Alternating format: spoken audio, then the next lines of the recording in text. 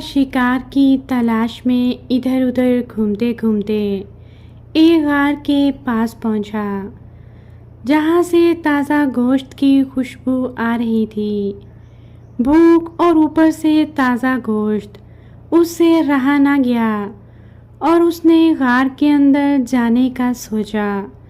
जब वो गार में पहुंचा तो उसने अपने दोस्त चीते को बकरी खाते हुए देखा।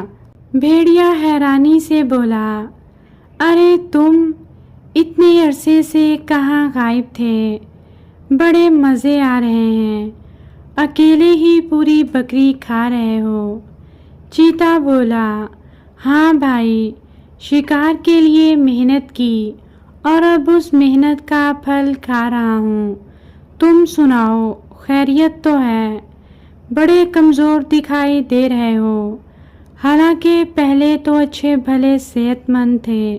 भेड़िए ने कहा, क्या बताऊं, तुम तो आसानी से शिकार करके खा लेते हो, मगर मुझे काफ़ी परेशानी होती है। करीब के गांव से रोज़ाना जंगल में बकरियों का एक रेवड़ घास चरने आता तो है, मगर रेवड़ के साथ मोटे ताज़े कुत्ते होते हैं, इसलिए मैं उनका शिकार नहीं कर पाता। चीते भाई, तुम मुझे कोई आइडिया दो कि मैं किस तरह उन बकरियों का शिकार करूं और वापस पहले जैसी सेहत बना सकूं। चीते ने कहा, मेरे जहन में एक आइडिया है। मैं जो बकरी खा रहा हूँ उसकी खाल तुम ले लेना और कल सुबह उसे पहन कर बैठ जाना। फिर जैसे ही रेवड़ आए तुम बकरी का भेष बदल कर उसमें चुपके से शामिल हो जाना, और आगे क्या करना है ये तो तुम खुद जानते हो। समझ गया चीते भाई, क्या आइडिया दिया है, वाह। भेड़िए ने चीते का शुक्रिया अदा किया। रोज़ाना की तरह जब अगले दिन बकरियों का रेवड़ आया तो भेड़िया वो खाल पहनकर चुपके से बकरियों के रेवड़ में शामिल हो गया और मौका मिलते ही एक बकरी को अपनी खुराक बना लिया। उसके बाद वो रोज़ाना ऐसा करने लगा। भेड़िया बड़ा खुश था क्योंकि वो बगैर मेहनत के रोज़ाना एक बकरी को अपनी खुराक बना रहा था।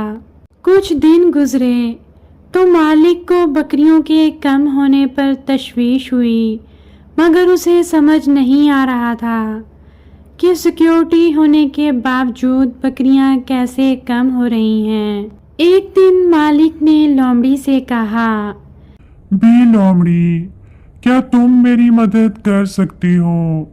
मैं बहुत परेशान हूँ। लोमड़ी ने कहा, जी भाई, मैं तुम्हारी जरूर मदद करूंगी। तुम अपना मसला तो बताओ। बकरियों के मालिक ने सारी बात लोमड़ी को बताई। लोमड़ी ने कहा, आप परेशान ना हो, मैं जल्द ही पता लगा लूंगी। मालिक ने सिक्योरिटी की जिम्मेदारी चालाक लोमड़ी को सौंप दी। रात के वक्त जब बकरियां अपने बाड़े में थीं, चालाक लोमड़ी एक दरख्त के पीछे छुप गई और बकरियों पर नज़र रखने लगी। अचानक उनमें से एक बकरी कहीं जाती हुई दिखाई दी तो लोमड़ी ने उसका पीछा करना शुरू कर दिया। जब लोमड़ी ने बकरी का पीछा किया तो उसे भेड़िए की असलियत मालूम हो गई कि वो बकरी नहीं बल्कि भेड़िया था जिसने बकरी की खाल पहन रखी थी। लोमड़ी ने फौरन ही जाकर सारी बात मालिक को बताई। सुबह होने से पहले ही मालिक ने गांव वालों की मदद से धोखेबाज भेड़िए को पकड़ लिया था।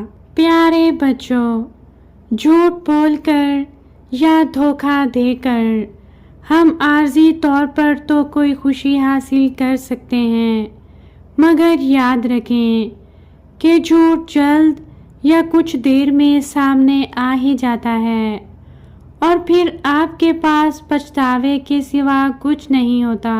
بھیڑیے کی اس کہانی سے سبق حاصل کریں اور پکا ارادہ کریں کہ کچھ بھی ہو جائے ہمیشہ سچ ہی بولنا ہے، کبھی کسی کو دھوکہ نہیں دینا۔